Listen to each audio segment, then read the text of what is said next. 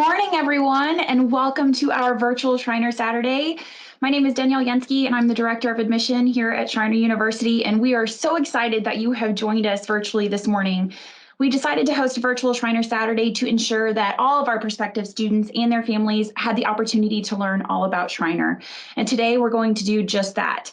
We're going to get to hear from current Schreiner University President, Dr. Charlie McCormick. We'll hear from a current student ambassador, and we'll also get to learn about what student life is like, admissions, and financial services. We also have a real treat for you with our Dean of Academic Support, Dr. William Woods, who will discuss what academics are like here at Schreiner University. We'd also really love it if you could come and tour our campus face-to-face, but we do understand that that might not be an option for everyone at this time. So today we'll take a virtual tour. If you have any questions at all throughout the morning, we ask that you please just let us know. We'll have someone manning the chat, so feel free to type down any questions, or you can simply unmute your mic and we'll go from there. Again, we thank you so much for joining us. We're going to go ahead and get started. I would like to welcome Schreiner University President, Dr. Charlie McCormick. Thank you very much, Danielle, and it's an absolute delight to be here with everybody this morning. You know, in a world that's seen a lot of unusual moments over the last 6 or 7 months, it's great to see how some places are really learning to live into this unusual moment. I think this virtual example is, this virtual event this morning is a wonderful example of that. So thanks for being with us. We look forward to seeing you all face to face. And let me start by saying congratulations. You have made a wise decision by deciding to go to college, because research tells us it correlates with all sorts of positive outcomes over the course of your life. Most of you probably know, for instance, that a college degree coordinates or correlates with having a higher lifetime earnings. And that's why a lot of people say, I want to go to college to make those higher lifetime earnings. But the benefits don't stop there. Researchers tell us that college education also correlates with things like better health over the course of your life, a longer life expectancy, believe it or not, and even healthier relationships. So for all sorts of reasons, it's a good idea to earn a college degree. But most of you are at a place where you're trying to decide, well, what sort of institution will I attend?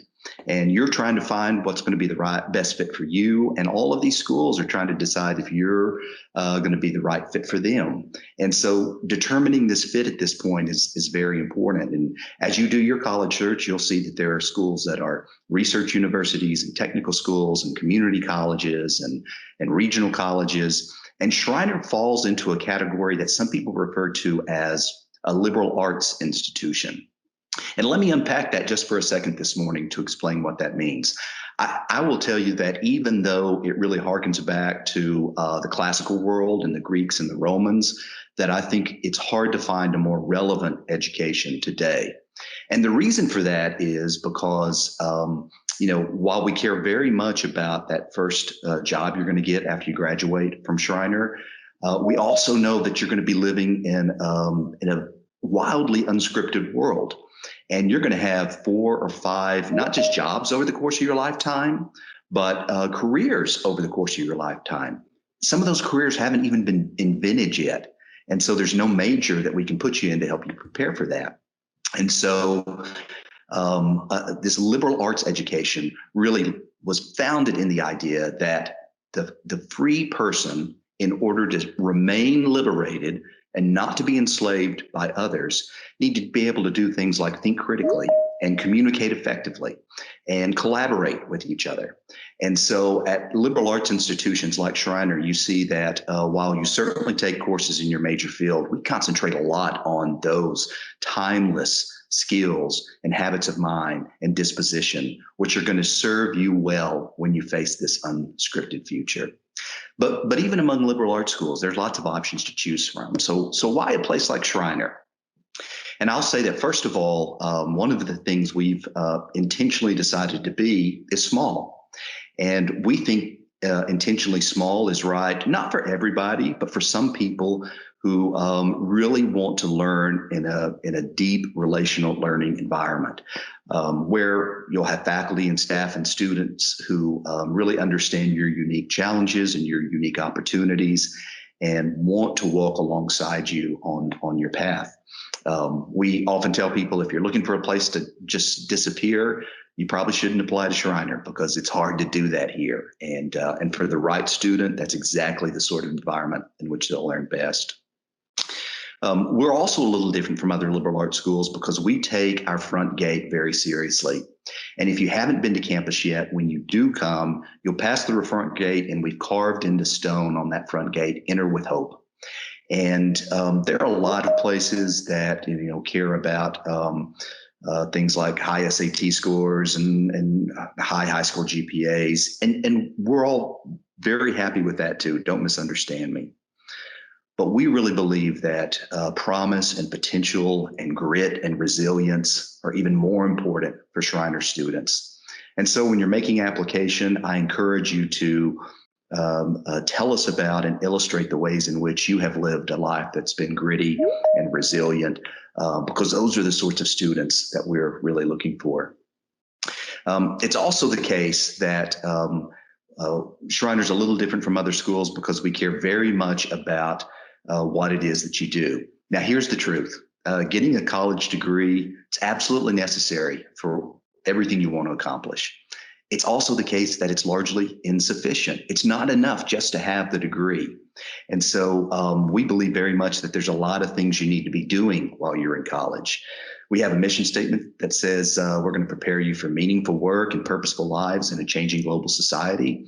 And we have experiential opportunities around all of those areas that we think will really help you prepare to be the person you want to become. And we all collectively need you to be. Things like internships and study abroads and service experiences throughout your time here. So this is an exciting time and an exciting process you're going through as you choose your college. All the things that you have accomplished up to this point have got you here today, and it puts you in a position to be able to go through this college selection process. But I want to suggest to you that the choices you make next, they matter even more than all these things you've been doing previously. And we would be honored and delighted to walk with you on this journey. So I hope you have a great day in this virtual Schreiner Saturday, and I'll turn it back over to Danielle. Thanks, Danielle. Thank you, Dr. McCormick. We appreciate you jumping on with us this morning. Now we're going to have the opportunity to hear from SGA President and current Schreiner Ambassador, Matthew Walton. Matthew? Well, good morning. My name is Matthew Walton, and I'm a junior here at Schreiner University. I am pursuing a double major in finance and accounting with a minor in computer information technology. So going to college is a big step, and it involves a lot of important decisions. So I want to tell you a little bit about why I chose Schreiner and what my life has been like here. While there are a number of different factors really that played into my decision to come to Schreiner and call Schreiner my home, ultimately, I was attracted to this place because I saw that here, I wouldn't be just another number in a lecture hall. I came here because I realized it was a place that I could build relationships, that I could be mentored by faculty members, and that I could become involved in activities and organizations. And my expectations have been realized and even exceeded. Over the last 2.5 years, I've been able to be taught as well as counseled by professors who have had personal experience in the types of careers that I want to pursue. I've also had the opportunity to explore many different extracurricular activities and leadership positions. In the summer after my freshman year, I went on a 4-week study abroad trip to Florence, Italy. There, I got to tour some of the most amazing museums in the world and see architecture that's existed for thousands of years. And most importantly, I got to have some of the best gelato that there is. It was amazing, really good stuff. But also at Schreiner, I've had the chance to serve as an ambassador and meet and interact with a lot of interesting people, both prospective students as well as their families. I've had the opportunity to have a work study job as with the honors program here as the assistant to the honors director. And that's really given me the chance to learn closely and work in a special way with some of our top faculty members. And one of the most important things is I've gotten the chance to be involved with student government. Last year, that was as a sophomore senator and representative of the sophomore class. And then this year as the president of our Student Government Association. And this has really given me the opportunity to work on and develop my leadership skills as well as organizational skills in a way that personally I don't think I could have done anywhere else. I'm also involved in our Ancient and Honorable Order of the Campus, an organization that focuses on preserving and promoting the history as well as the traditions and school spirit of Schreiner. And I've had a number of other extracurricular, really exciting opportunities that being here has opened the door up to me. One of those is I've been able to participate in the regional as well as the national intercollegiate ethics bowl last year. Also, I've been able to take part in 3 separate presentations at the San Antonio Fulbright Symposium. So all of these different activities, both inside the classroom as well as outside, have been a huge factor, I believe, in my personal growth, both as a student, as a leader, but also as a future professional. So I guess I would say in conclusion that I really hope that hearing a little bit about my Schreiner experience has helped you to see all the possibilities and opportunities that are available here, because there are many and they're really exciting. But I just want to say that I think the best thing about Schreiner is that each student's experience is different. If you come here, your experience won't look just like mine, and that's a good thing.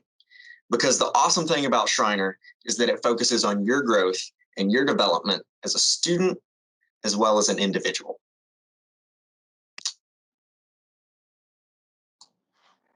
Thank you, Matthew. That was great.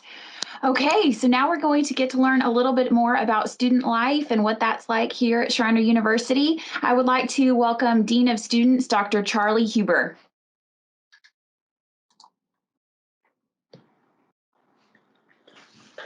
It's interesting how we wave on the calls. I'm very excited to be here and talk to you guys about student life. I also want to point out that Dr. McCormick's artwork is a little more professional than mine.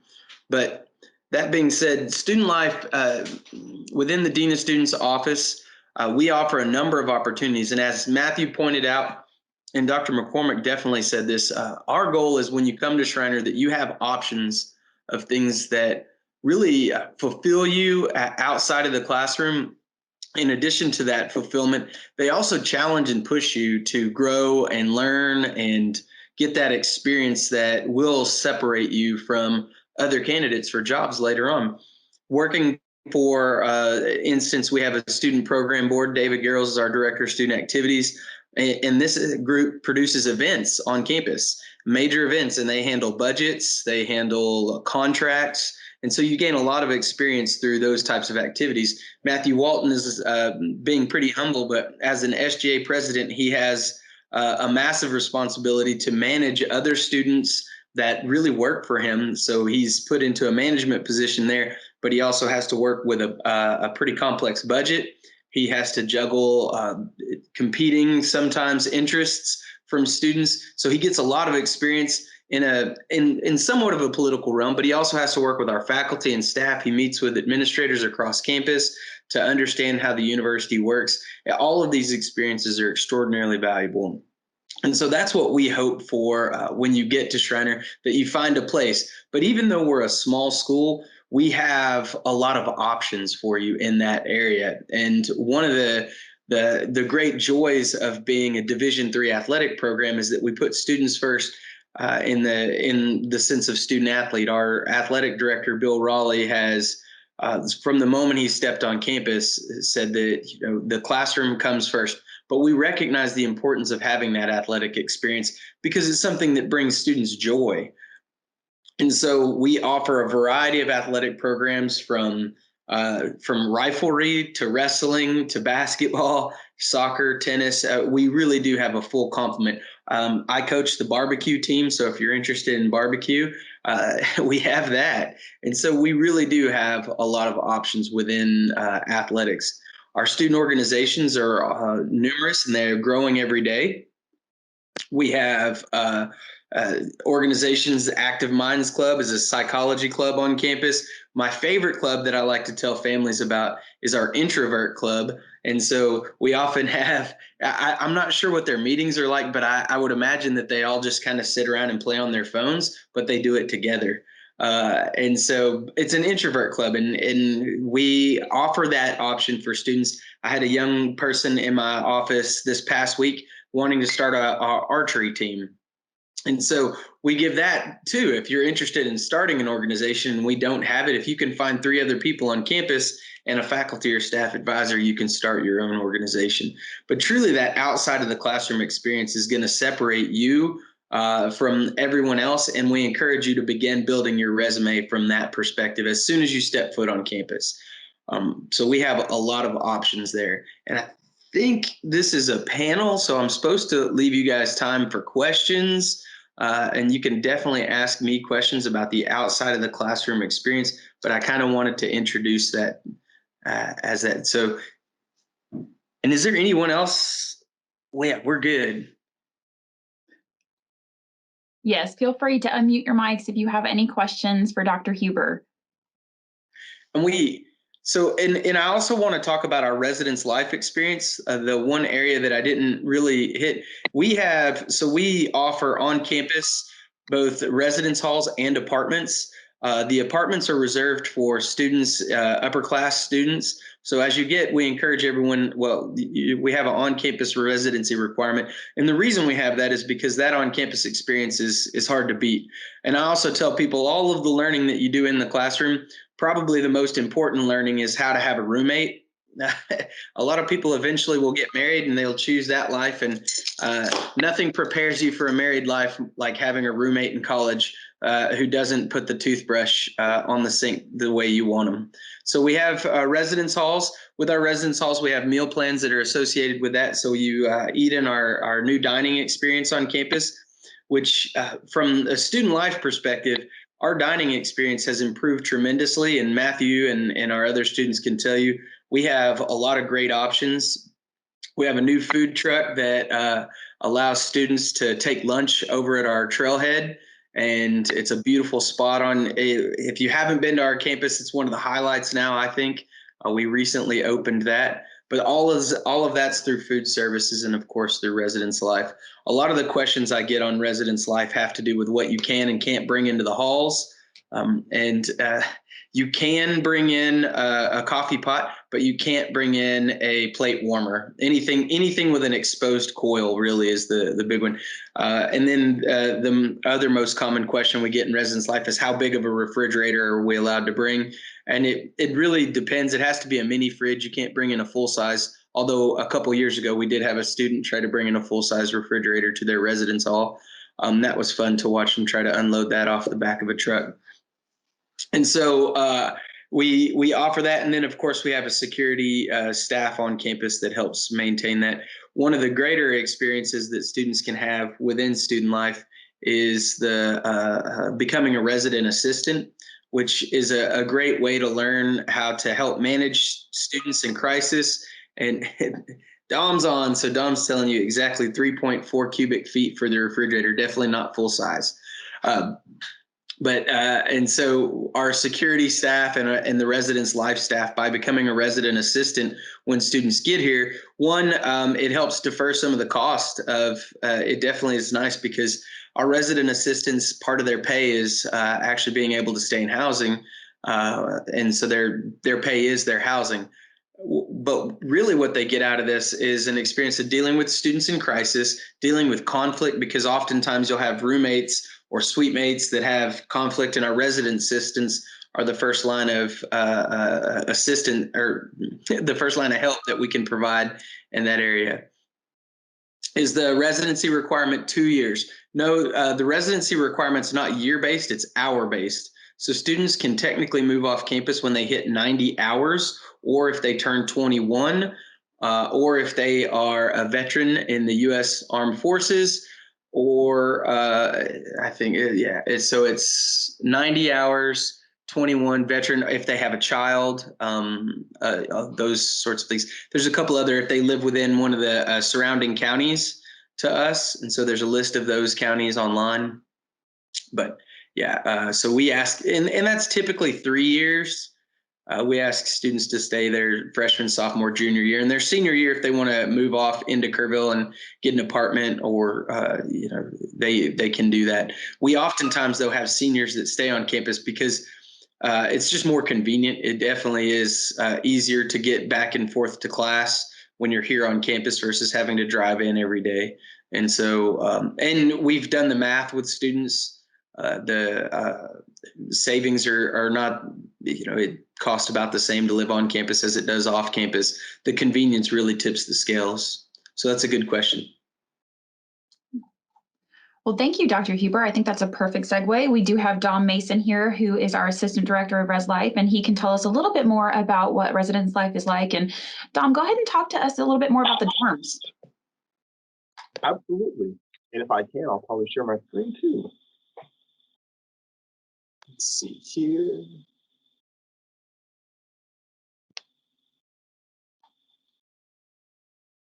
All righty. Hopefully everyone's able to see this. I have my little slide up. And so this is basically our little slide about residence life here at Schreiner University. And our main mission is to encourage the community here on campus so we can all continue to support each other while living and learning together as a community. And then our RAs are able to put on residence life programming each and every Sunday. So that way students don't get bored when they're here on the weekends and they can have fun with each other. And then when it comes to the residence halls, we have 4 here on campus. We have Delaney Hall, Troll, Baldwin, and then Faulkner. And then these are typically for the freshmen and the sophomores. Because of how COVID works and the ways that we did everything this year, it was strictly for the freshmen so that we had enough space for everybody. Now, the first one I want to talk about is Delaney Hall. And this houses 72 residents normally. And then during COVID, we house 38 so that we can be at half capacity. These are double occupancy rooms, so there are able to be 2 people within there. And then we have 2 community bathrooms on each floor, 1 for males, 1 for females on each floor. We also have the laundry rooms. We also have the TV rooms and the game rooms and a very large study area that people love to just hang out in all the time. This is one of our homier spaces here on campus. When I was a student here, this is where I lived at my freshman year. Next, we have the Troll Residence Hall, which I'm currently the resident director of. And this houses 89 residents and 46 during COVID. And it's suite style. So there's 1 room and then another, and then there's the bathroom that connects the 2 together. So that way the students can connect with one another. And there's the 1 bathroom between them. And within each of these rooms are 2 closets for the 2 residents. There are laundry rooms within the building. There's a central living room. So where we have our TV and our pool table, we're able to use that. And we also have our backyard and front yard for student activities. Next is our new kid on the block, Baldwin Hall. This houses 208 residents, or 104 during COVID. And it is a suite style as well. I like to call this the Continental. There are 4 rooms within each suite. And so there'll be rooms A, B, C, and D. And then there are 2 bathrooms on each side that our students are able to use. They have loft style beds, and they also have this shared kitchenette within their living room. It's not a full kitchen, but we wanted to give them at least something a little bit more useful to use to cook things when they have like a microwave or anything like that. And then there are study rooms on each floor. And this building also houses our esports program as well. And then next up, we have Faulkner Hall, which houses 170 residents, or 85 during COVID. And then the suite style rooms are it's similar to Troll, where it's the 2 rooms on each side and the bathroom that connects the 2. And then there's 1 closet per resident. We have the laundry rooms on each floor. We have a multimedia room on the first floor called the Duggar, where people are able to play ping pong, watch movies, and they also have the vending machines in there for drinks and snacks and things like that. Now, for our resident directors, these are our full-time professional staff here on campus. So if you have a full-time job, that's when we're going to be able to have you as an RD on campus. And my boss, Rachel Kay, she's the director of residence life. She's the RD for Faulkner Hall. Cindy Becker, the assistant director of athletics, is for Delaney Hall. Then it's myself for Troll Hall. Sam Davidson is the head women's basketball coach for Baldwin Hall. And then we have Chris Ramos for Pecan Grove. And then we have Dr. Zapata for the Oaks. Those are our apartment areas. I'm only going to be covering the residential areas right now. And so what we mainly do is we manage our RA staff, and we have the weekly on-call rotations whenever we hold the phone. So that way, if any emergency arises, we'll be able to respond to the scene.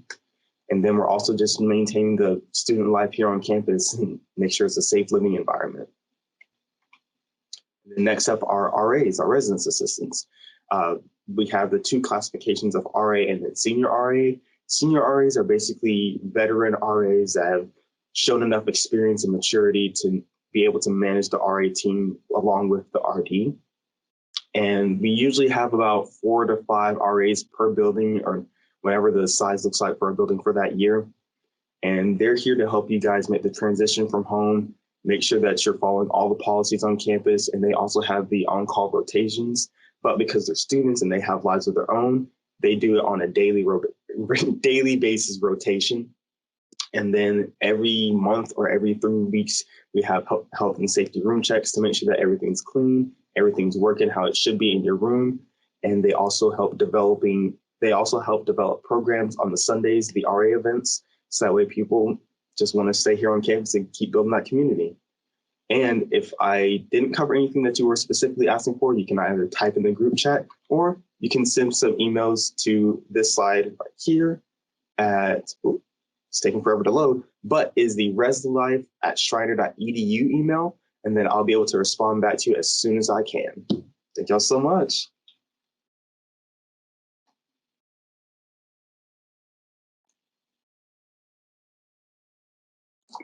Thank you, Dom. Katie went ahead and she added the email address there for you in the chat. Next up, we have Dr. William Woods, our Dean of Academic Support. Welcome, Dr. Woods. Thank you, Lynn. Thank you all so much. Thanks for having me. I think I get to talk a little bit about learning communities and residential living in learning communities. I'm happy to be here, and thank you all so much for taking some time to visit with us this morning. We are delighted that you are here. Ms. Yansky told us all to make sure we had a professional background, so I'm going with crazy English teacher. I come by my office sometime. It's a we have a little fun looking for things on Dr. Woods's bookcase after I've done this for a while. I am an English professor. I am the Dean of Academic Support, and one of the jobs I get to do on campus is oversee something called learning communities, our living and learning communities, and our learning communities. These are, Dom just gave us a great introduction to residential learning communities, where you will live, what activities you will take part in.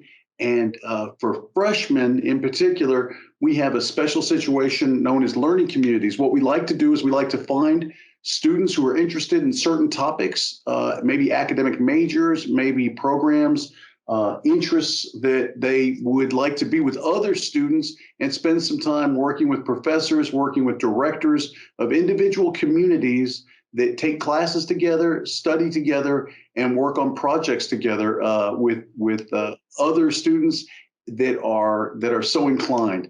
And so I'm going to tell you a little bit about this, and I think our friend Katie is going to show us. Yep, absolutely. Go to that webpage, and you will see all our different learning communities. Now, why would an incoming freshman be interested in something like this?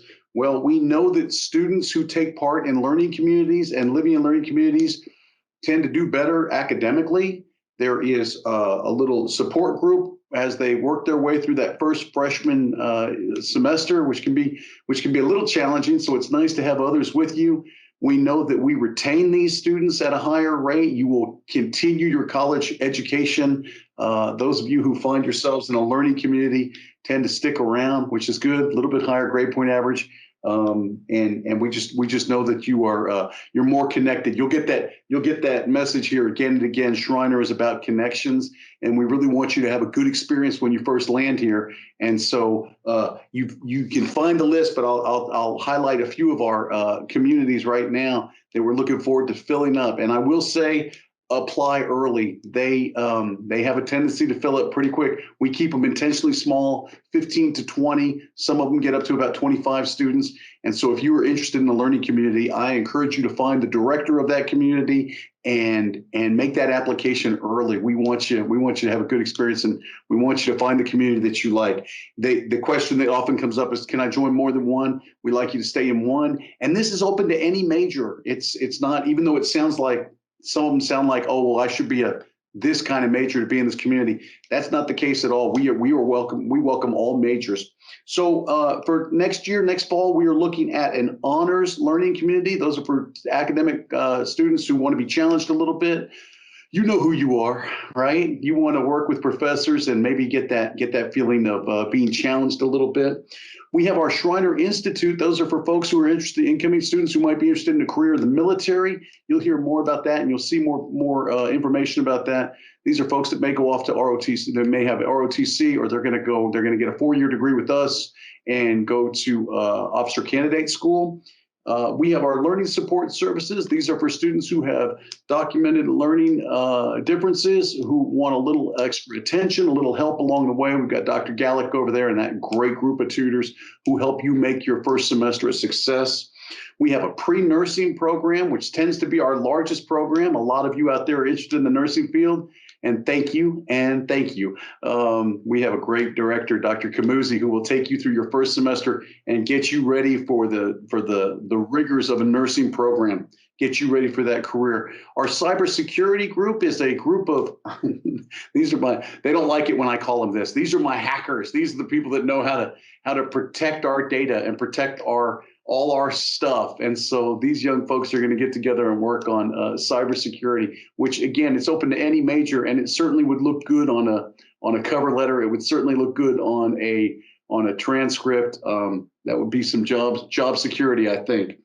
Our Mountaineer Leadership Academy is a 4-year program. It's 4 years. Some of our communities are 4-year programs, and this is for folks that want to learn some leadership skills that some of the folks that you're meeting, some of the young folks you're meeting today all went through our Leadership Academy, and they pick up some very valuable skills. Once again, as you can imagine, those transfer nicely when it's time to think about going on the job market. This looks strong.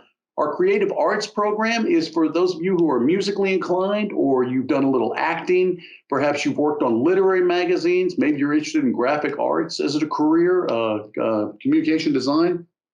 And so we get all these folks together, and they have a big project they get to work on. They either put on a musical or they put out our literary magazine. It's our our young artistic folks, great group of folks. They get to work with Mr. Cunningham, who is our theater director. But this is open to many, many different types of artistic folks. Texas Learning Community is with our friend Dr. Don Frazier, one of the leading scholars in Texas studies in the nation. He's got his own little center here on campus. When you come visit, make sure you stop by and see Don. He's very, very affable, very nice guy that wants to talk about all things Texas.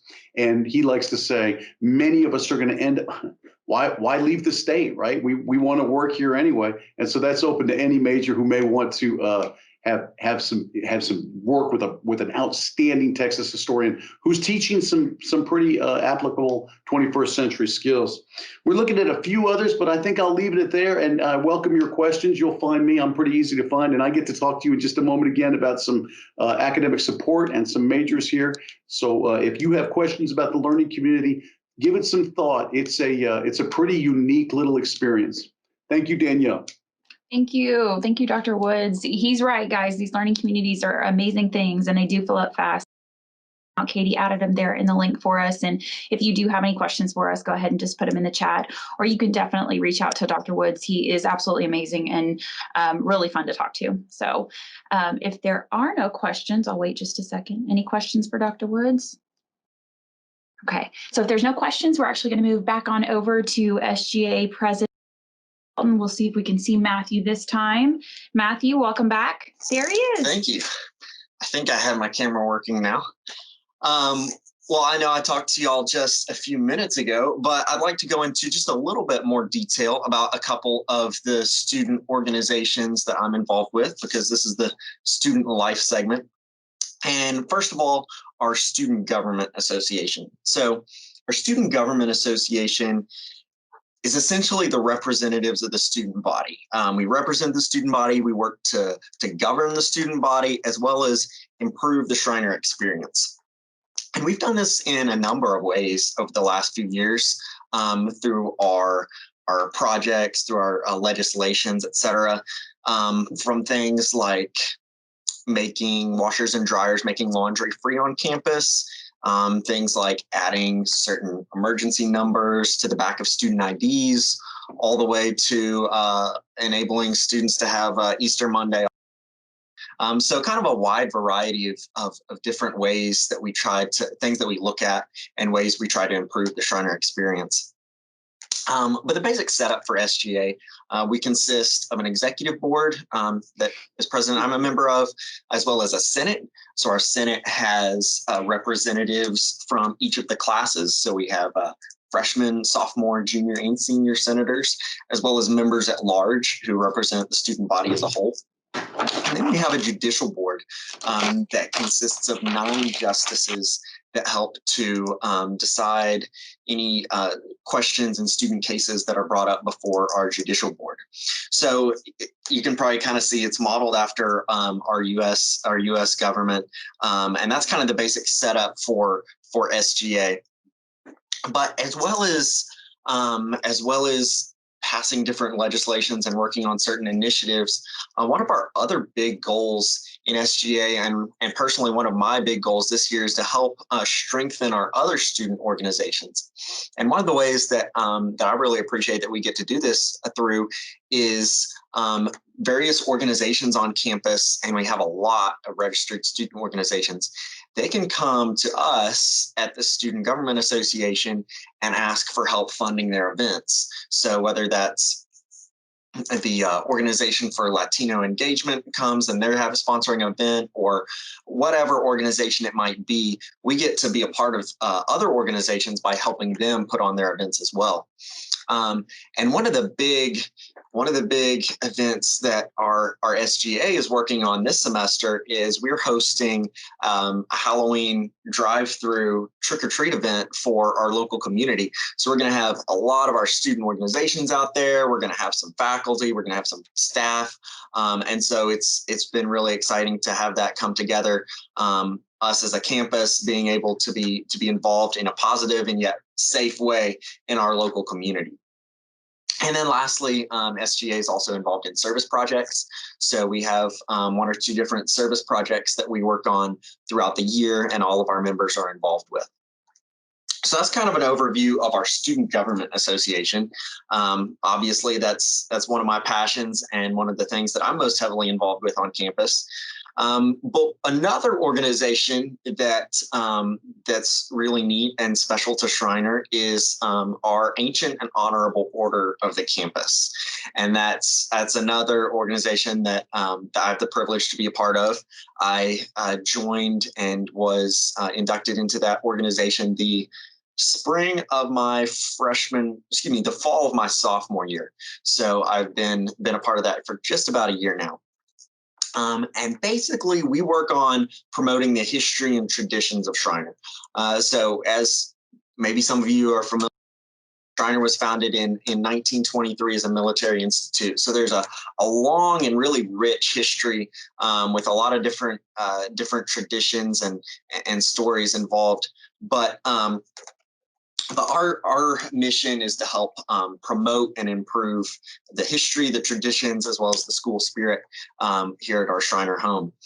So first of all, one of the ways we do this in Ancient Honorable Order of Campus, called AHOC for short, is we help with our convocation ceremony. And I love our convocation ceremony because it's a way that our faculty and administration, as well as our sophomores, juniors, and seniors, all welcome in the new freshman class.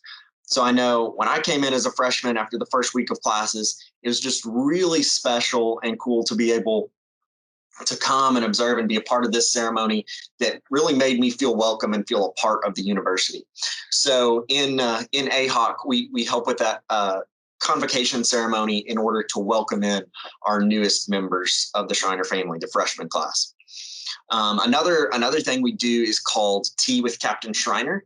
So our founder was Captain Charles Schreiner, and one of his favorite drinks was hot tea.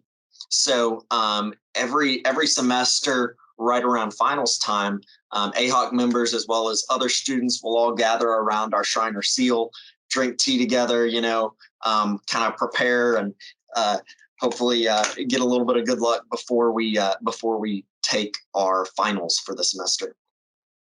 And then in the spring, the Ancient Honorable Order of Campus helps put on what's called our Recall Week. So Recall is essentially our alumni weekend. So, and AHOC during that week will put on and host events for current students, as well as a lot of our alumni members returning to campus. It's a really fun time, a lot of fun stuff going on, usually roughly the middle of the spring semester, mid to late spring semester. And then the last major involvement of AHOC is with our graduation ceremony. And that's really been exciting and special for me to be able to help with our graduation, our commencement ceremony, and get to honor our graduating class in all of their big achievements. So as you've heard, we have a lot of other organizations as well, including our living learning communities. I would just echo what Dr. Woods as well as Daniela both said. Really look into those, because those can give you an opportunity to come in as a freshman and be a part of people with maybe similar goals or similar interests, and come right into a core group of people who will help encourage you and spur you on. We also have a student activities board that hosts really fun events for students around the campus, at least a couple, sometimes 3 times a week. So actually last night I was just at their karaoke event at our new Trailhead venue. So there are a lot of different activities and organizations that students can jump right into and become involved with, and that will really help enrich the Schreiner experience. So if you have any questions about SGA, about AHOC, or anything else that I've talked about so far, feel free to put that in the chat. Perfect. Thank you so much, Matt. Like he said, there's so much to do here at Schreiner, and I just love how he described it. It really just enriches your Schreiner experience. So be sure to check that out. And so thank you, Matt. Last but certainly not least, we do have our athletic director, Bill Raleigh, who will come on and talk to us a little bit about athletics. Schreiner. Welcome, Bill. Good morning. I'll be very quick and thorough about what we talk about, but we are an NCAA Division III institution. That means that we are non-scholarship, but very, very competitive and very serious about our athletics. We have 15 NCAA athletic programs, ranging from men's and women's soccer, basketball, baseball, softball, track and field, cross country, tennis, really the whole gamut. We also have a unique situation. We have varsity programs, we call them, which are a kind of a hybrid. They're NCAA or athletic programs in equestrian, wrestling, rifle, and shotgun. So they're very similar to what we're doing, and are so they're great programs. And where I put with athletics, we believe in the student athlete model. And if you heard all the activities, one of the things that I sat here and listened was we have all our kids, all our student athletes are involved in all these different activities you talked about. We have students on the Ancient Honorable Order. We have student athletes in government. So you are a true student when you participate in athletics at Schreiner University. You can do a lot of different things. We take a lot of pride in the fact that our students are across the board involved in every activity. But I caution that it's a very difficult thing to be an athlete in college. You give up a lot of time. In season, you're averaging probably 16 to 20 hours a week in practice and other activities associated with your athletics. So that takes a large chunk of your time away from your studies and other things you want to do. The best advice I can give people who are thinking about playing a sport in college or doing something in activity in college, to get recruited, reach out to the coaches. If you go to SchreinerMountaineers.com, which is our athletic website, all their contact information is there. The best way to get involved is reach out and get that information to them, and the coaches then will work with you and help you through the process, and give you the opportunity. And one of my philosophies is I want to get us to that point where we want to give you a chance, give you an opportunity to play. I coached basketball for a long time before I got into administration. And I always tell the story. I've had some players that I didn't think were going to be very good players turn out to be make me look like a really good coach because they were really good and excelled in college. And I had others I thought were going to be great and just somehow could not get to that next level and be as productive as I thought they would be. So our goal is to give you the opportunity to be as successful as you want to be. I will echo what everybody else has said. College is not a deliverable. It is an opportunity to experience the things you want to do and get the most out of what this time in your life, the 18 to 22, when you can explore and find out where your trajectory of your life is going to go. We encourage that. We want you to be a part of it. It's a great opportunity to continue doing something you love, being in athletics, while also pursuing that degree. And everybody's on this call has heard me talk, say, I believe in getting good recruits for Schreiner University, and that those are the students who come here, have a great experience, get their degree in 4 years, and leave as productive individuals and able to make an impact on society. That's our major goal. At the end of the day, I want great recruits because you add a piece that help us win a lot of games in your time here, and you add those other three pieces in, then we've had a great experience and we want you to do that. So we're excited for you. Please reach out to our coaches if you're interested in any of the programs. They will help shepherd you through the process. And we are glad to be partners with the Student Life Division and have our kids involved in all aspects of the university. Thank you, Bill. Does anyone have any questions for Bill Raleigh? Feel free to write them in the chat if you think of anything. Thank you, Bill. That was wonderful. Their athletic programs are absolutely amazing at Schreiner. And they're just some great teams, great players. We're excited to have them. So thank you to the panel for being on. That was amazing student life information. Katie Grassick's actually going to include the contact information for all of our panel members. So if you do think of anything else, you can reach out directly to them. And next up, we're actually going to get to learn a little bit about admissions and financial services. So I am excited to introduce you to admission counselor Jacob Colazzo. Welcome, Jacob. Hello. Thank you, Danielle. Good morning, everybody. Thank you so much for joining us. Believe me, I know you've been, getting a lot of fantastic information so far. And so I really hope I'm not going to overload you here, but really what I'd like to do is kind of tell you a little bit about my college journey and how I ended up here. I don't know if you can tell me I'm kind of, the young guy in the office over here. And it's crazy because I remember it like it was just yesterday when I was sitting in y'all's shoes. I just graduated from Schreiner last year. I double majored in psychology and music and had such a fantastic experience that when there was an opportunity to come here and work in the admissions office, I jumped at it. I really did.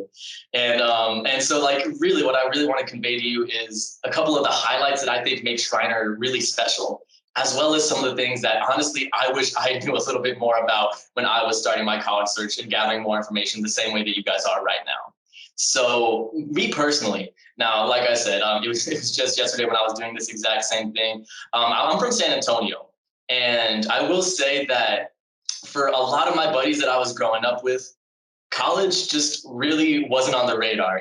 That's just kind of the nature of the neighborhood that I'm from. And so for me, college was just kind of a big question mark. And it's interesting because I know that anytime somebody from a school like Schreiner came and talked to me, I had the same reaction every single time. If they walked up to me and said, "Hi, how's it going? I'm from a small private university," my first thought was, that sounds expensive, not for me. just right off the bat. That was my initial reaction every single time I heard small private school. And so when I first spoke with a representative from Schreiner, who was doing the exact same job I am now, I said that exact same thing. But that's when they finally told me something different. That's when they said, well, hey, listen, I know why you feel that way. Believe me, I know why people have that attitude towards some other small private schools, but I want to let you know that this small private school does a few things that set us apart from all others and actually make us one of the most affordable and attainable private school options in the area. I said, oh, well, that's what I wanted to hear. So go on, you know. And he told me about one main thing that I actually did not even understand the importance of until years later. So here at Schreiner, we have locked-in tuition. Now, what that means is that whatever the price of tuition is when you first step foot on campus, that price is locked in for 4 years till you graduate. It won't increase 1 penny. I didn't know in high school that the norm for most schools out there is that tuition goes up every year. I had no idea. I really didn't. And it wasn't until I actually started going through my college journey, and I was probably in my 3rd or 4th year here, where I'd seen some of my other friends go to other schools and have very different experiences. I think of one friend in particular. She was actually one of those people who, you know, had a dream school in mind. And as soon as she got in, she says, okay, cool, you know, college search is done. This is where I'm going, right? And she did everything that they say you're supposed to do. You know, her parents had a little bit of seed money put away for her. She had a job on the side to help pay for school. She, you know, applied for some scholarships. She won a couple. She, you know, applied for some low interest loans, and her budget, it was tight for freshman year, but it worked. You know, everything was good. And so she says, okay, perfect. You know, everything's coming together. I can go to this school. The issues didn't come, though, until years later. By the time she got to her senior year and she had seen tuition go up every single year, suddenly now she's trying to figure out how she's going to pay for her last year of school when she's already stretching that budget that was tight to start with. And so she has all her friends here. She knows her professors. She has all her roots set into the school, and she doesn't know how she's going to pay for it. That is a really, really rough situation. That's happening all over the country as we speak. And luckily, our higher ups here at Schreiner, they saw it happening, and they went ahead and said, you know what, forget it. We don't want anybody going through that here at Schreiner. So whatever the price of tuition is when a student first steps foot on campus, it will not change for 4 years till they graduate. So if the budget is looking good for freshman year, if we're all set, it should be smooth sailing to graduation day. That's exactly what we want to see. All right. Now, I remember that sounded good when I first heard it, but it didn't stop there. He even went ahead and said, you know what, yeah, our tuition is locked in, but it's also inclusive. So that means that when it comes to things like your textbooks, I wasn't going to have to be like my friends who are, you know, scouring the internet, trying to find books that they can actually afford. And, you know, especially my buddies who, you know, had to go with the ones that are listed as heavily used or something similar. And then when it gets here in the mail, it's got someone's Chihuahua bite marks in the hardcover and all this crazy stuff. Believe me, I heard all the stories, and it's a stressful situation. Not only is it a big expenditure, but it's just a hassle a lot of times. Here at Schreiner, we cut that out of the equation. As soon as you get on campus, you grab your student ID, and all you'll have to do is walk it over to our library, and they'll check you on, you'll check your little ID, and they'll say, okay, great, you know, you're registered for all these classes. Perfect. Here's a box of all the books you need. Have a great day. And that's all it is. It's just that easy. It's so nice to have that convenience and that cost savings. And same thing goes for our parking passes. Believe me, and like I'll keep comparing myself to my friends because, like I said, I didn't realize all these differences until I was really going through my college career. And no, I would see my friends say, "Oh, you know, man, my parking pass it went up again this year." And so I would guess, like, "Oh, was it, man, like $300-400 bucks?" Because to me, that's expensive to park. And he's like, "I wish, man, it's like $1,000 a semester." I was blown away whenever they would tell me those stories, especially because, you know, at some of those larger schools, they're paying like, you know, that huge premium, but really it's not even for a guaranteed parking space. It's just, you know, them buying the right to fight for a spot amongst 100 other people. That's what it essentially boiled down to. And I thought that was crazy because I was just lucky enough to never have to deal with it here. You know, I would get my parking pass as soon as I got my student ID, and there's plenty of places to park. So again, it's so convenient and easy, and it was a huge cost savings. And I didn't even realize. It's so nice to realize that, you know, it's just really a kind of culture that Schreiner's trying to build here, where we don't want anybody to end up in that situation where you fall in love with Schreiner and you really think this is where you want to be for 4 years, only to actually get here and then get hit with that notification like, okay, great. Now here's a list of all the charges and fees for every little thing you try to do, you know. Excuse me. That's exactly what we want to get away from, because believe me, we think there's already too many places that operate that way. So what we want to have here is where basically you get here on campus and whatever you need to do on campus, or whatever you even just want to do on campus, you walk in and it's taken care of. That's how we want it to operate, you know, so that it continues to be in effect when it comes to peer tutoring, which can be expensive at some other places, but we didn't want that. So we decided that whenever it comes to tutoring services, you walk in the door of our tutoring center, we take care of you. And even when it comes to something that might seem as small as laundry, but like Matthew was mentioning, our SGA organization said that would improve our Schreiner experience for us students. So we made it happen. So, all the laundry machines, you just hit the button and they go. You don't need to haul around a big old bag of quarters every time you need to do your laundry. I could keep going on for, probably hours listing all the things that we've made inclusive in that tuition. But really, I was just trying to, convey, whatever you need to do on campus, you walk in and we take care of you. Whether it's something that's going to help you be successful, like, our tutoring services, or something that you maybe just want to do to kind of have some fun, like our sporting events, where, there's no student discount tickets. We don't want that. You just walk in the door with your student ID and go have a good time. That's all you have to do. And really, we're just trying to take care of you on all fronts. One of the biggest ones, actually, and I always tell this goofy little story because I wish that I had thought about it before I had actually gotten to college. I never thought about what I was going to do the first time I got sick away from home. That never crossed my mind when I was looking at college. In my college search, that wasn't on my checklist of things to think about. And yet it was one of the most pivotal moments in my freshman year.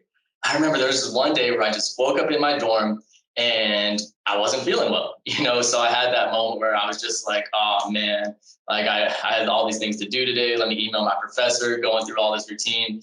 And then I'm like, okay, man, I'm just feeling really, really bad. And it clicks for me. And I'm like, dude, where is my mom? Who is going to tell me what to do? I don't who's going to feel my forehead and then just diagnose me like that, hand me the meds I need. I was so stressed out. I was realizing man, is this it for me? Am I going to make it? I don't know. It was crazy. But luckily, I remember my roommate at the time, he saw me freaking out. He says, buddy, calm down. Go to the campus clinic. They told us about it in orientation. Just walk over there. And so I was like, okay, fine. I gathered myself, went over there. And they were super sweet. They took care of me. They ran tests for me. They cut me a prescription. I'm pretty sure that day I had strep throat or something pretty common. But, I was just overreacting because it was stressful. And I remember I walked back out to the lobby area and I'm thinking, oh, man, this is the part where you're supposed to pay. And my mom is still MIA, so I'm gonna have to take care of this myself. And so I really pulled out my little debit card and I'm stretching it out across the counter, waiting for them to take it. And I don't even want to look at it. I'm like, just swipe it, man. Just swipe the card, just get it over with. They literally gave it back to me and said, no, man, that's included in tuition. Get out of here. You're good to go. It felt wrong. It felt like I had taken advantage of the university in some way. But it's crazy. Again, I don't expect. I really didn't expect for myself, I guess, when I was coming out of high school to be so impacted by this culture that Schreiner's trying to build. But really, it made all the difference where I knew that whatever I needed to do on campus, like I said, just walk in the door, we take care of you. That was a huge difference maker for me. It really was. Not to mention a huge cost savings, which is exactly what I needed to hear back in the day. So again, I remember, like I said, I was hearing all of this for the first time back when I was, still trying to gather information about colleges. And when they said, locked in tuition, all these things are inclusive, I was like, well, that sounds pretty good. That's definitely going to help. But I needed to hear one more thing. And I told him, I was like, listen, man, I need to hear about scholarships. Because at the end of the day, that's the only way I'm going to be able to afford school. It really was. And I remember I was a little bit stressed out when it came down to the scholarship end. For me, that was the difference maker on whether or not I could even go to college in general. It really was. And I was getting down and out for a while there because when I was coming out of high school, my test scores, they were pretty good. But my GPA, it was just kind of all right. It wasn't bad by any means, but it was just kind of okay. And it's not that I wasn't a hardworking student because I feel like I was. It's just that I had a ton of stuff going on. I was captain of the drum line. I played soccer. I had a job outside of school. I was taking all the AP and dual credit classes I could because I'm trying to afford college one day. Not to mention that even when I'm not in class, both my parents, they work in school. So I'm always getting voluntold to go volunteer here and there and everywhere. So I just had a ton of stuff going on. And every now and then I'd be juggling a little too much and my grades would slip a little bit. Right. And I remember whenever I would take, my grades and my test scores over to some other universities, they would have to sit me down and say, well, Jacob, when we plug them into our little chart here, because of that just okay GPA, we can only give you the just okay scholarship. And that wasn't going to work for me. So like I said, I was getting pretty discouraged for a while there. And that really did solidify me in that view that I had initially, where I just felt like I could not go to a private school. It wasn't going to be an option for me. But again, when I talked to that Schreiner representative, he says, well, again, we do things a little bit different. So, and he mentioned to me, even for students who are, those traditional scholarship searching students who do have the amazing grades, outstanding test scores, yeah, we're still going to, reward them with our max scholarship the same way any other school would. But where we do things differently is that we know that there's more to you than that, and we know that the type of student who really just kills it in all those grades and test scores, that's not the only type of student that's going to be successful in college. And he broke it down using my own resume as an example, where he says, listen, man, sure, maybe you don't have the best grades that we've ever seen, but you have all these extracurricular activities, you have all these volunteer hours, you have this employment history, you have all these different things. We think that shows that you're hardworking. It shows that you have good time management skills. It shows that you're being dedicated to all these different activities and sticking with them over time. It shows all these great characteristics that we think are also indicative of a student who is going to be successful in college. So we think we should reward you the exact same way as a student who's getting amazing SAT scores or has an amazing GPA. And so he broke it down for me and says, yeah, man, even if you do have just a bare minimum GPA to get admitted, if you're really, really maximizing your potential in all these other ways, we can give you that exact same max scholarship that we give to a student with a perfect SAT score or something similar. And that's when it finally clicked for me. For me, once they broke it down for me like that, and I realized this guy, he wasn't just talking, this school really is different. That's when I finally stopped and actually considered all the benefits that might come along with a small private school. And the more and more I thought about it, the more I realized that there's quite a few. And so, you've already heard, honestly, about all the amazing things that Schreiner has to offer as far as, student life, all these different athletic opportunities, learning communities, all that great stuff. But for me, it goes a little bit deeper than that, and on our next slide here, you'll see that we have a lot of great information, over 40 different majors and programs. And for me, this is actually something that was another realization.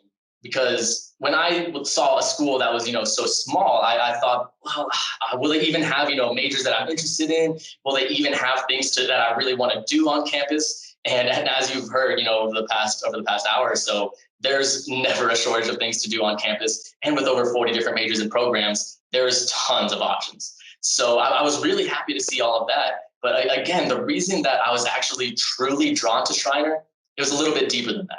Because the more I thought about it, it was just kind of funny how the traditional educational journey that had been portrayed to me throughout most of my childhood just started to not really make sense, because I realized that while, you're making that transition from high school to college, and not only are, your classes going to take that jump up in academic rigor, but also you're away from home for the first time. You're learning how to take care of yourself for the first time.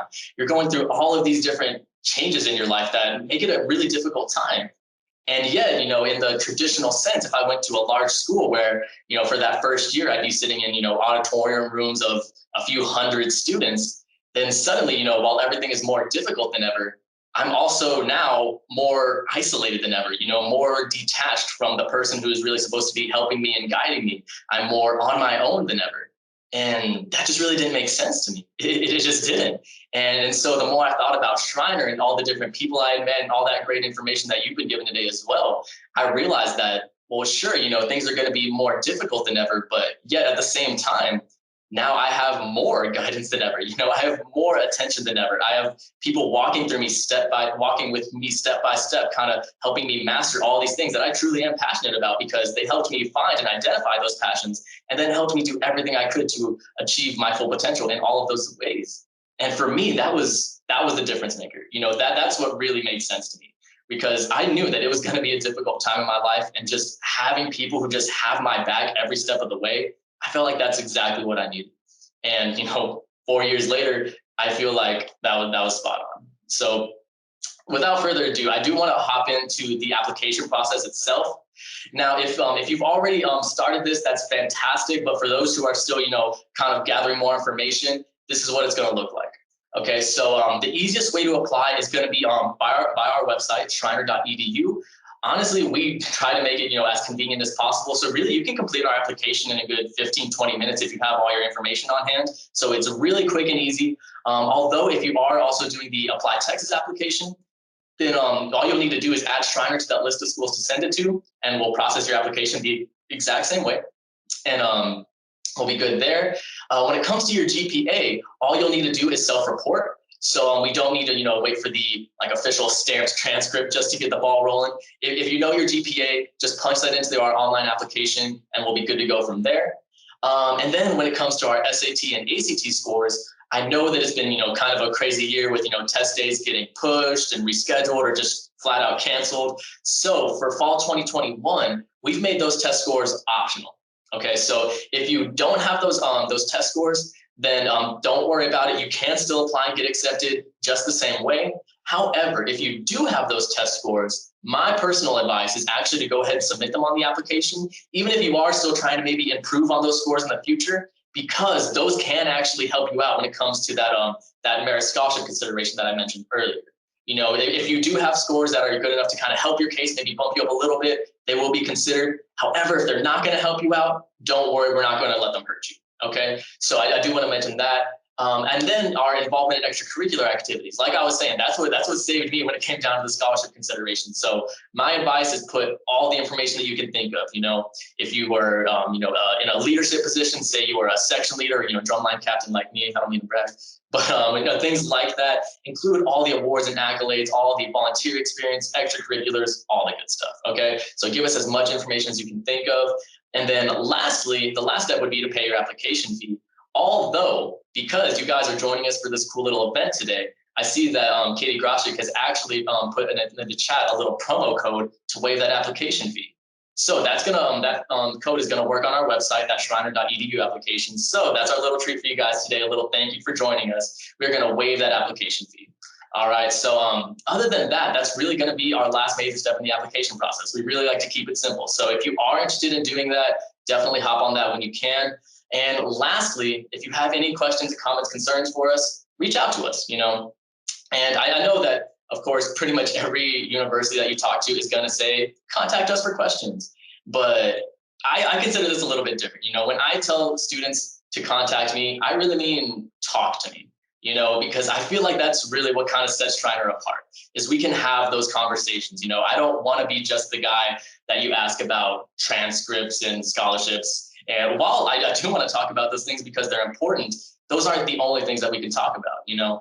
And believe me, students feel like it's silly to come up to me and start, telling me their actual college concerns. But for whatever reason, it's just where they don't want to talk to somebody about how maybe they're kind of just concerned about leaving home for the first time and they don't know if they're going to be, ready for it. I don't think that's a silly question in the slightest. I think that that's a very good topic to talk about. And I want to do that. And I'll always remember this just earlier this year when quarantine started and all of us got sent home, whether it's from, here at Schreiner or from, our high schools in the surrounding area in San Antonio. I remember I called one of the students that I was working with. And when she picked up the phone, she says, "Oh, hey, sorry, Jacob, I'm trying to get, those dual credit transcripts. I'm still working on it." And I remember I was like, "Well, that's fine. Don't worry about that right now. I was really just calling to see how you were doing." And she said, "Oh, well, actually, there's been kind of a lot going on. It's been kind of stressful." And, I asked her to tell me about it. And long story short, that phone call was about 2 hours long. It was, because there was just so much going on. And I really just wanted to have the chance to talk it out with her. And, we had a couple of those phone calls going on, weeks on end. And I remember, she finally mentioned to me that she actually has been struggling with social anxiety for years. And she told me that I was one of the few people that wasn't a close friend or family member that she actually felt comfortable with talking on the phone. And that meant the world to me, man. It really did. And that's when I kind of, remembered, this is really what makes Schreiner different. This is why, I decided to go here in the first place. And now I'm really trying to extend that same type of community, that same type of connection out to the same students that are going, through this college search process that I went through. So believe me, when I say contact us, talk to us. If you have any questions at all, whether it's about the transcripts and scholarships or just about any other concerns you might have, let us know. We're always going to be here for you. All right, but without further ado, I know I can talk for hours, but I do want to turn things over to Tori Priest, who's going to be representing financial services today. So she's going to tell you a little bit about how our financial services department can help you out with the financial aid side of things every step of the way. Here's to you, Tori. Thanks, Jacob. All right. Good morning, everyone. I echo everyone saying, thank you so much for joining us this morning and this strange world we're all living in right now, but we're so glad we could bring Schreiner to you. My name is Tori Priest. I am one of the 5 financial service counselors that we have here. I am new to Schreiner. I've been here I can't believe it's only been 3 months. It feels like so much longer because everyone has just made me feel so welcome. And I definitely find my new home here at Schreiner University. So I'm going to talk to you briefly today a little bit about financial aid, what makes up financial aid, because who doesn't want free money, right? Everybody wants free money. So let's see what we can do to tell you about how you can make that happen for yourself. So there are 6 steps to financial aid, really. The first step you want to do, like Jacob talked about, if you haven't already, is definitely apply to Schreiner. Since you've got that application fee waived today, there's no excuse, right, not to get that in. Once you get that grade acceptance letter, you will want to complete what's called a FAFSA application. Okay, so that's on there. That's step number 3, the FAFSA. Now, if you do this in a different order, that's totally fine. I know sometimes the schools will start doing FAFSA workshops and things like that. So if you've already submitted your FAFSA and you sent it to Schreiner, that's awesome. But just know that it's kind of going to sit in limbo for a while because we won't actually be able to pull your FAFSA in until you have been accepted to the university. So that's how we'll get all of that going to get you your award letter. So once we receive that FAFSA and you've been accepted to the university, that's when you'll receive your award letter that will talk about the scholarships, the loans, and different options from there. So once you have that award letter in hand, you'll kind of get a better idea of where you're at, what you're looking at. If you have questions about what the words say, like this says unsubsidized, this says subsidized loan, what does any of that mean? That is exactly what we are all here for, to help talk you through, make sure that you're understanding what your options are. That way you can choose the best financing option for you and your family. So we definitely want you to be able to review that, understand what it means. And so we are absolutely here to help you along the way. So let's talk about what makes up financial aid, okay? So there are kind of 3 main components to financial aid. The first is going to be the scholarships, the merit scholarships that Jacob talked a lot about. So when you're on that application, don't leave anything out. Even if you think it sounds silly or not important, include it because it could get you those points and that could be the difference in, a couple $1,000s for your scholarship. So you definitely want to include all of that information. Now, when you do the FAFSA application, it makes up this thing. It's called estimated family contribution. So when you're doing your FAFSA, you got to provide income information and things like that. And then they have a formula that comes up with how much money that they think your family could afford to help you out with school. And so from there, you may also be eligible for what's called a Pell Grant, which is free money through the FAFSA. And then Schreiner also takes a look at that too. And we may have other grants and things that we can provide. So that's all free money. So that's always the best money that you absolutely don't want to miss out on. Okay. The next thing is going to be work study opportunities. So what is that? And we're going to talk in a little more detail about the FAFSA in just a few minutes, but with the work study opportunities, what that is, we at Schreiner could not function without our students. Our faculty and staff are great, but our student workers, they are amazing. We were really hurting when they went home, when COVID hit and things like that. I mean, them being here, their energy, it makes us all remember what we're here for our students, their energy, they're great with other talking to students, who better to talk to than another student. And so things like that. And so that's a question on that FAFSA application. So if you're like, I might want to work on campus, or even if you're not sure, go ahead and put yes. If it's offered to you and you decide not to take part in that, that's totally fine, but at least you'll have that option. So work study is amazing. We have several student workers that work with us in financial services. We have, student ambassadors and student workers with admissions offices and all around campus, and they are our favorite employees. The last thing to talk about is loan options. So that is unfortunately the money that you have to pay back. Every freshman, if you complete a FAFSA, you will be offered at least $5,500 in loans. Okay, it's totally up to you if you accept those or decline those or whatever your financial situation is with your family and how you plan to, help pay for that education that you're seeking. So there is subsidized and unsubsidized loans that you may see on that award letter. I always talk about subsidized loans are the cool loans. If there's ever a cool loan, you want to take a subsidized one because those ones don't accrue interest while you're in school. So that's the nice part about those. The unsubsidized, I remember they're uncool because they do accrue that interest while you're in school. So all of these components right here, those make up kind of financial aid. There's different avenues of that and things like that. So next I want to show you what the FAFSA actually looks like and talk to you a little bit about what you need to provide when you're completing that application. So this is the FAFSA website. This is what it looks like. You want to be sure you go to FAFSA.gov. You do not want to go to FAFSA.com. Okay, that's really important.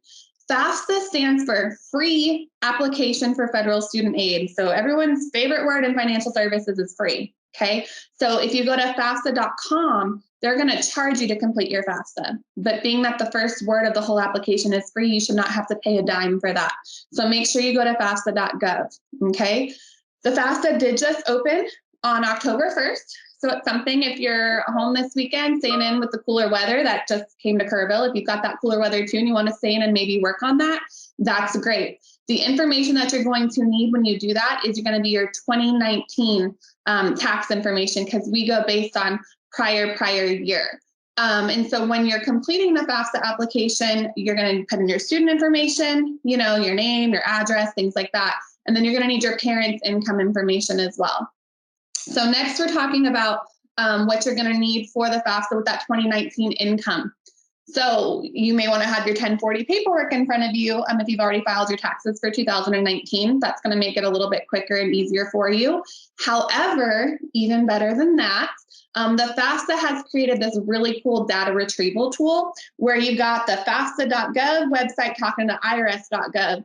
And if you use that tool, it will actually link everything in from your parents' taxes and pull it right into the FAFSA. So you don't have to go through that 1040 paperwork and plug in everything manually. So that is a really great tool to be able to use. It makes it so much faster for you, a lot less stressful, and you'll get it done quicker.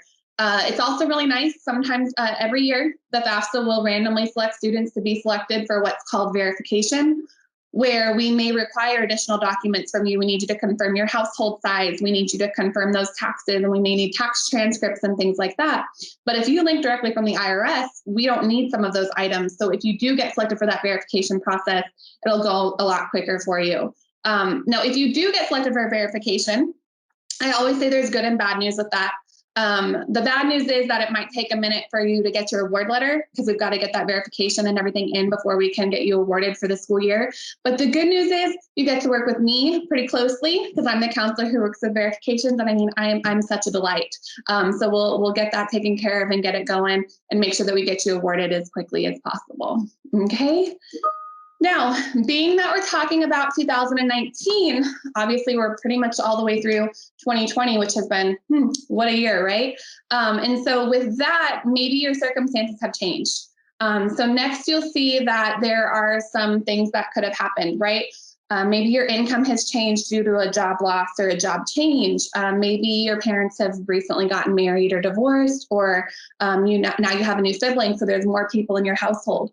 So there may be some differences since 2019 to the end of 2020. And so if you have any of those circumstances, or if you have anything that you're concerned about as you're completing that FAFSA, just let us know, and we can definitely start that process. It's called special circumstances. We do need some additional documentation and information and stuff, and so we'll work very closely with you. But if that's something that that you're going to need to be doing, let us know as soon as possible so that way we can make sure that we're letting you know what all we need from you to get all of that in and process to make sure that we can make that as smooth as possible to still make sure that you have time to make an informed decision about your financial situation and what you're looking at with Schreiner as well. Okay, so that brings me to some different payment options. So like I said, once you complete the FAFSA, now the FAFSA is not mandatory. It's not a mandatory application.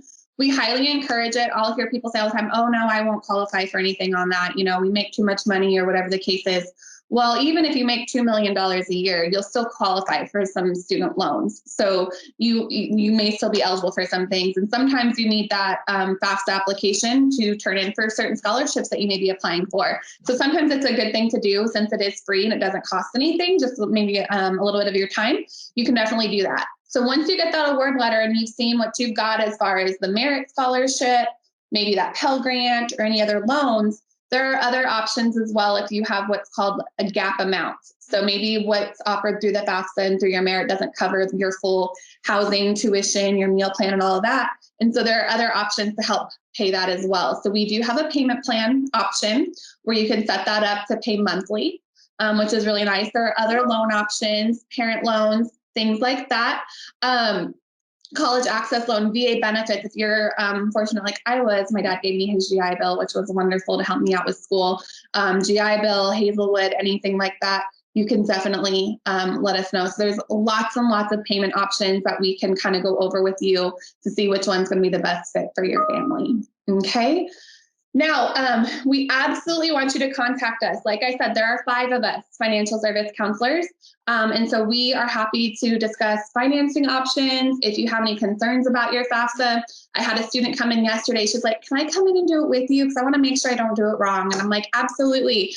So she's local, so that's easy for her to come in. But if you're further away, if you want to set up a Teams meeting like this, and we can do a virtual way that way to go over anything like that, to learn about any additional loan options, interest rates, things like that, we are absolutely here to go over all of that with you. So you'll see on the last one, you'll see our contact info. So we are available Monday through Friday, 8 to 5.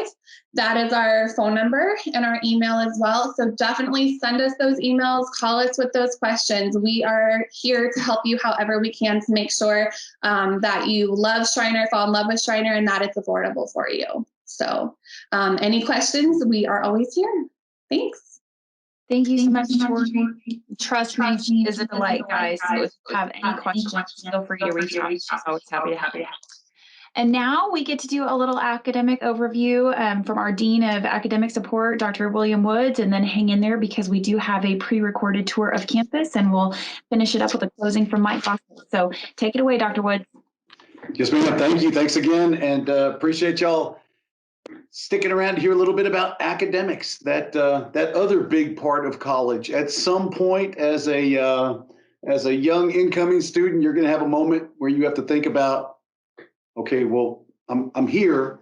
I've got the financial aid taken care of. I know where my dorm is. I'm playing. I know what sport I'm in. I know what living community I'm in. And now the question becomes, as we like to say on this campus, probably too often, what's your major? What's your major? What's your major? What's your major? I'm kidding just a little bit. So there is some intentional programming to help you along the way as you look at, you heard that we have over 40 academic majors.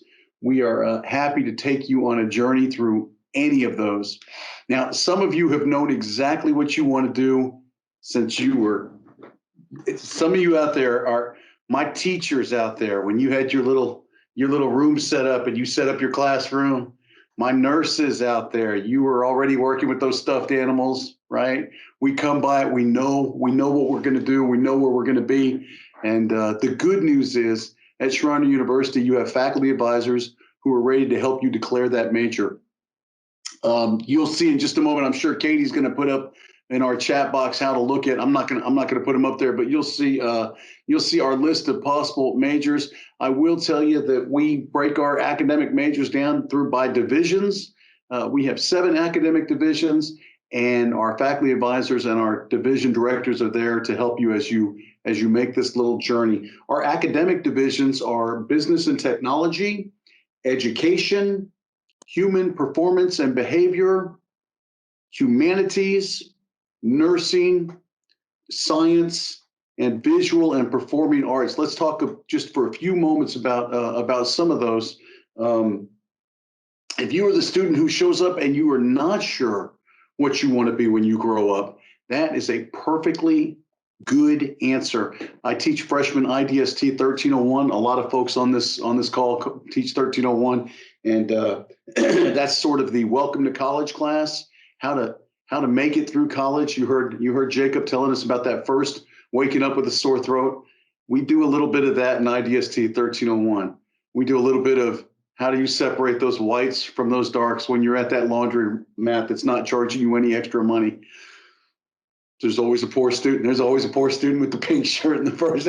Buddy, whites in one, colors in the other. We're gonna teach you a lot more about college living than just where the comma goes and how to think the big thoughts, the big philosophical thoughts along the way, and how to pass calculus.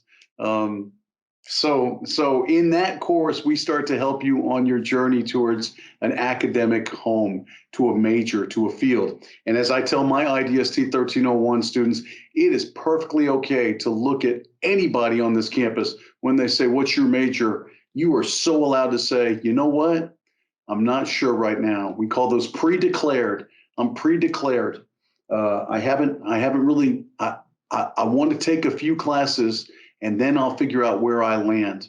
Okay. And so those classes academic schedules are very straightforward, very standard. We are gearing up for our spring registration right now. I'm excited. I get to work with all my advisees as a faculty advisor, help them pick out the schedules that they are going to take in the spring semester. We help you look at degree plans. We help you look at career options. And we help you fill out what's known when we look at course rotations to make sure the class you need is going to be available when you need it. All of these things are happening all the time. There's this constant ebb and flow in academics and academic support to make sure that you land where you land where you need to land. Okay. Our faculty advisors, the IDST 1301 instructors, will serve as your advisor your first semester in. Some of you, as I said, know exactly where you need to be. You have decided this is the reason I want to go to Schreiner. And that's a very comfortable place to be as well. You know that our school is one of the best schools for placing nurses. You know that our teachers get jobs when they graduate. You know that our business folks have done internships with their professors. And so when it's time to get out in the job market, they have that strong letter of recommendation. They have that strong transcript. And so you're picking Schreiner for that reason. And we're glad to have you. I will say, so again, those are our academic divisions. Those are the majors. There's all these wonderful choices you have ahead of you. You have many, many good places to lean towards. I hope you all, at least if you don't major in English, I hope you all minor in English, because that's my academic home, and it looks good on a resume as well. I'm going to close just by saying a little bit about our faculty. So you heard Dr. McCormick start this presentation with the different kind of schools you're looking at right now: big state schools, small independent schools, community colleges. There's so many to choose from, and you're at that stage right now where you're making your decision. Schreiner University is a teaching university. And what that means to us is every single faculty member who will serve as your advisor, who will help you find your academic home. We absolutely want to be here because we want to be in the classroom with you. We want to set up those remarkable internships, the out-of-class experiences. The presenters you've seen today all had a chance to go with professors to model UN and mock trial and the ethics competitions, the music events that are going on down at our trailhead, the plays that are happening on our stage, all this activity. Our friends over in STEM Zone, our sciences are working with professors over in the STEM Zone, a neat building where you get to learn all kinds of good scientific stuff. All of our professors are here because we love working with students. We intentionally, at our career path, we found a place where we said, I want to be in the classroom with students and I want to help them be successful. And so I encourage you to look at our majors. I'm happy to answer any questions about academic majors. You will certainly be taking a journey. And the coolest part of all, oh, look, I'm right at time. I did it. Look, Danielle, I did it. I brought us back to time. The coolest part of all is you may be sitting in a class that you don't even know is going to be your future life's calling. You may follow your bliss down a path. The moment you're sitting in a communication studies class or a psychology class, some class, and you're going to go, oh my gosh, I think this is what I'm supposed to do. And it's a very exciting time when that happens. I welcome your questions about academic programs. I hope you all have a great rest of the day. Thanks for letting me be here today. Thank you, Dr. Woods. I could not agree more. The faculty members and those lifelong lasting relationships, that's what sets Schreiner apart from our competitors. So thank you all. Thank you, Dr. Woods, for being on. We appreciate it. We are now going to have a virtual tour of our campus. Again, I wish that you can come to campus face-to-face. And if you are interested in that, Katie will definitely share a link with you on how you can do a face-to-face tour of campus. But for right now, we are going to get started with a virtual tour. Thank you.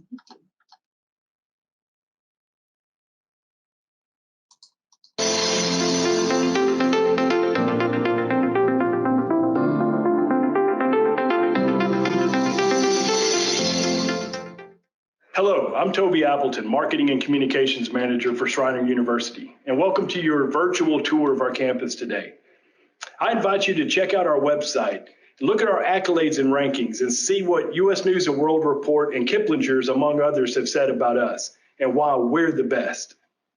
Hello, everyone. I'm Danielle Yansky, and I'd like to welcome you to Schreiner University. I'm excited because today we have the opportunity to take you on a virtual tour with one of our amazing student ambassadors. So let's get it started. Hi guys, my name is Caitlin. I'm going to be your ambassador today. A little bit about me. I'm originally from San Antonio, Texas. I went to Madison High School and I'm involved in quite a few things on campus, but we'll talk about this as we go around. I'm so excited to show you around today.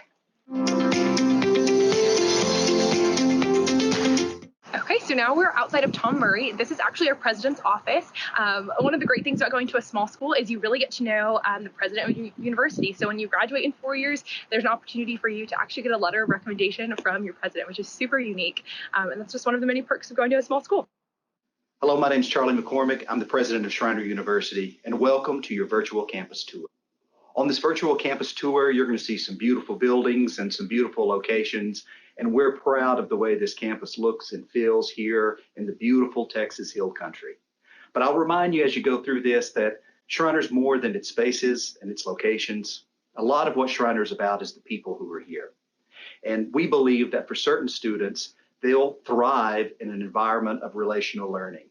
That when you have the opportunity to walk alongside faculty and staff who understand your unique challenges and who understand your opportunities, that's the best environment in which to learn. And we also believe that in that relational environment, that what you do matters every bit as much as where you go to school. And so for all of our students, we're going to encourage you to live into our mission statement to prepare students for meaningful work and purposeful lives in a changing global society. That means that we not only want to prepare you for your first career, but we want to prepare you for your third, fourth, maybe fifth or sixth career.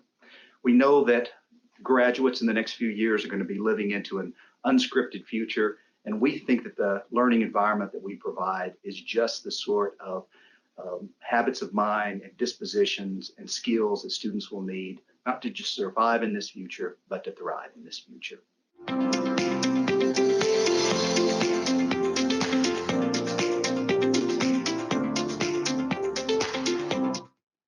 We're about to walk into one of our busiest areas on campus called the CCAC. There's a lot of area for our students to hang out, and there's a lot of great resources inside. So let's go ahead and head in. Now that we're inside, I'll go ahead and point out a few important areas on our first floor. So right here, we do have our Schreiner Outfitters, so you can get all of your Schreiner merch here. We also have we have an online store where you can buy gear as well. And then over here, we have our student services, which is home to our housing department, as well as our team of students. So if you ever have a question, you can go ahead and peek your head in there. Right upstairs, we have our Center for Advising and Career Development. So a big part of our culture on campus is having an internship. A lot of students will graduate with 1 or 2 experiences under their belt. And so upstairs, they're going to go ahead and get you ready for that. They'll help you prepare a cover letter, a resume. They'll help you with your LinkedIn. They'll go over interviewing skills and tips with you so that you're prepared and ready to go. And then right above you is actually a mail center. And if you live on campus, you get to keep the same mailbox for all 4 years, which is really great. You don't have to change your Amazon mailing address every year, so that's kind of nice. now that we're in the den, I kind of point out some important areas in here. So over there we do have our dining area called the den, and so it has a lot of great grab-and-go food options. And so it has great quesadillas, wraps, chicken strips, things like that. It also has our only Starbucks on campus, which a lot of students love. And then over here we have our student activities board office, and so they're known for planning weekly events for students to go out to. Sometimes it's things like a blackjack night. Sometimes it's big events, like last year we had Roger Krager come out for a campus concert. We also have the petting zoo come out, and sometimes they'll bring out like inflatable blow-ups and things, and they'll have them out in the front yard for students to go exercise and blow off some steam.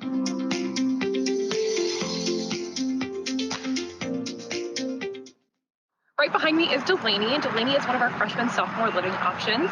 It's really awesome. It has a great sense of community there. A lot of the students kind of know it as the Delaney family. It's actually where I lived my freshman year.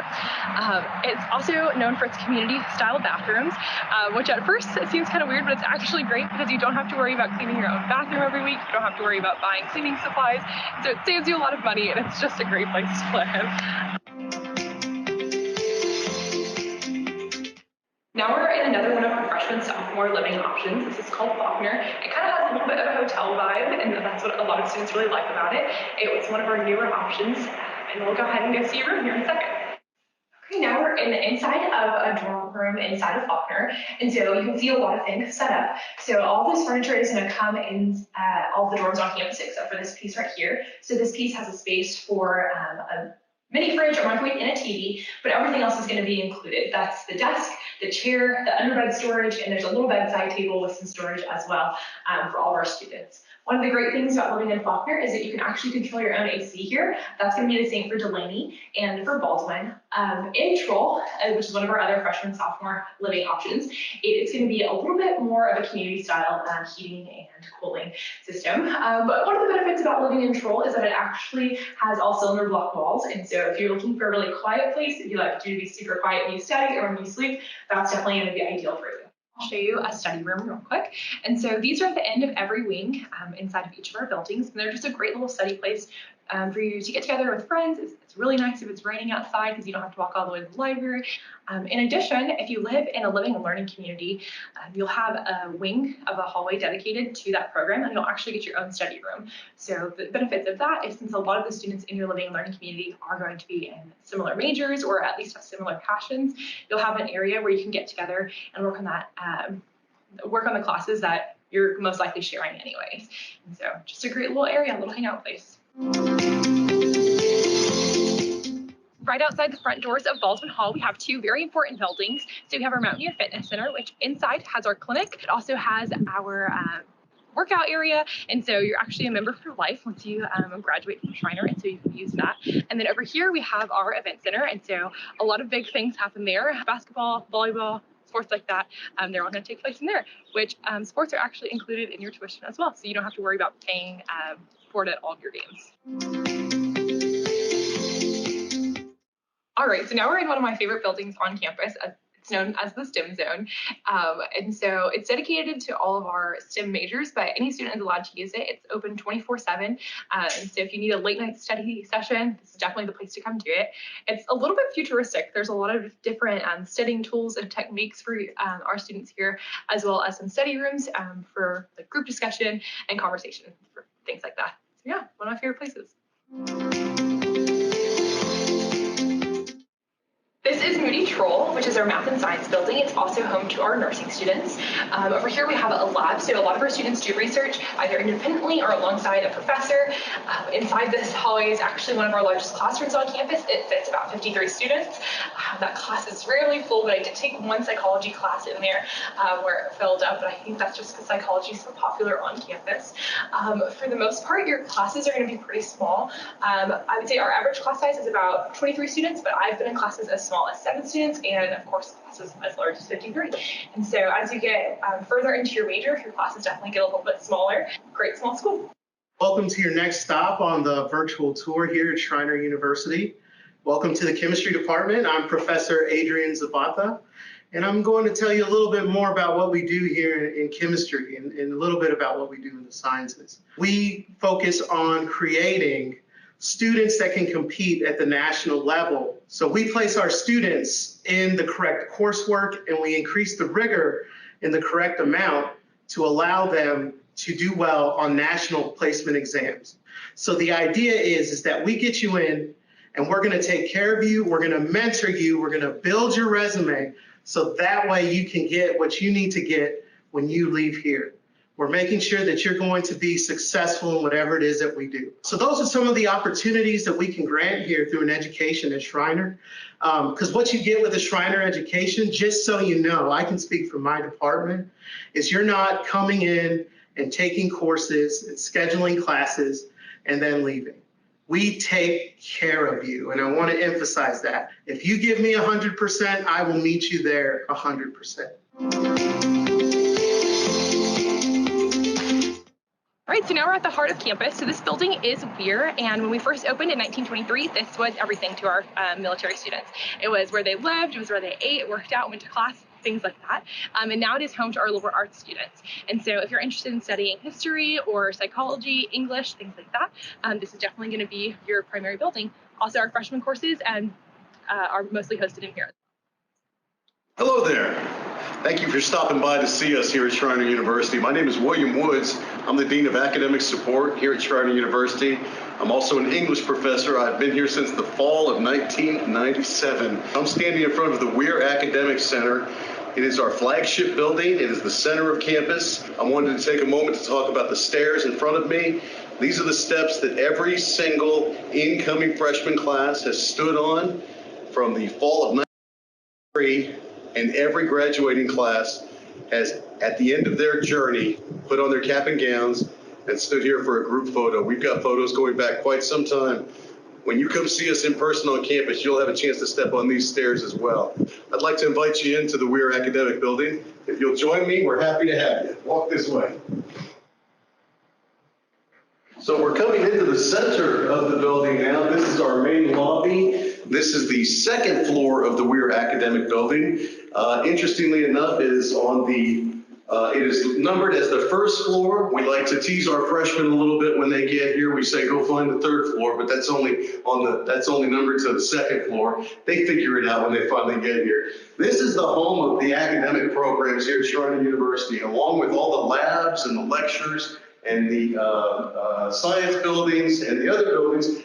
For the humanities, for those of you who will be studying the humanities, or for those of you who will take core curriculum classes with us, that's our general education classes, it will be here in this beautiful building. Behind me are a host of faculty members who have won awards for outstanding teaching, and that's something we really value here at Schreiner University. We like to be in the classroom. I told you I was an English professor as well, along with being an administrator, and the high point of my day is getting in the classroom and working with students just like you. So I hope that you have enjoyed a chance to look at and think about what could be your home for 4 years. We value our humanities, our rich tradition of an independent, private, liberal arts college. We will prepare you for a changing workforce, and we sure would like it if you'd stop by and see us sometime. Thank you so much for taking time for this virtual tour. Inside, we have a lot of great opportunities for our students who are interested in going to music. So we have a full recording studio for students. We also have any instrument you can imagine. We have a great faculty and staff in there that'll help you learn and perfect your instrument. And we also have a lot of performance opportunities for our students in music. Okay, we are now inside Baldwin Hall, which is our business building. And so the first floor is dedicated to all of our business classes. And as you work your way up, you'll get more into our graphic design program. And so if you're interested in doing video games, if you're interested in doing marketing, things like that, this is definitely going to be the building for you. The business building is also known for a really great trip that they take over the summer to Italy. It's 3 weeks, and they get to do a lot of traveling. They take a few economics courses and things like that. But every student that goes on it highly recommends it. It's one of our great study abroad options. And since we're talking about study abroad, we actually do have a few other programs that's travel. So we have a group that goes to South Korea over the summer, as well as a few groups that do internships in different countries. And so we have a really great program where if there's a country that you're really passionate about going to, we'll eventually figure out a way to get you there, whether it be for an internship or another opportunity. right here, this is our seal on campus. And so it's actually one of our big superstitions on campus. So kind of the rumor is you don't step on the seal, because if you step on the seal, you won't be able to walk the stage at graduation. For a long time, it was just a rumor until a few years ago. We actually had a student who stepped on the seal, and the story goes she broke her leg right before graduation, so she was wheelchaired across the stage. So since then, we think the superstition is pretty confirmed, and so you'll have students kind of go out of their way to avoid the seal. Also, we'll have our seniors soak the fountain during finals, so our whole lawn outside of campus ministry will look like it just snowed, which is really fun. And then we also have late night breakfast, where during finals, professors will actually prepare food for you and serve it, which is super just silly to get to see your professors in hairnets and things like that, serving you breakfast for dinner, things like that. So a lot of great traditions are happening here on campus. So thanks for going on this virtual tour. I hope you've had a wonderful time, and I look forward to seeing you next time you're on campus.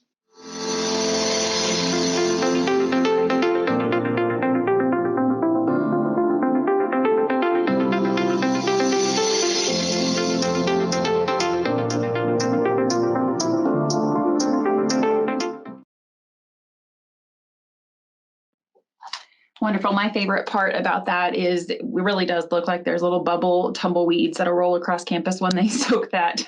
So it's a lot of fun throughout the year.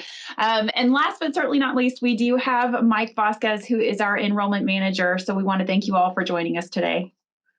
Well, if anything, I just want to say really thank you all for taking some time out of your Saturday morning to hear from our staff, faculty, and current student about the many opportunities that Schreiner University can offer. We understand that these times are different from what everyone is accustomed to. And here at Schreiner University, we're still trying to provide that face-to-face college experience that many of you are still seeking. With small class sizes, personalized attention, and a focus on your success, you will achieve more. We at Schreiner University encourage you to schedule a tour today of the campus and take that first step in the path to becoming a future mountaineer.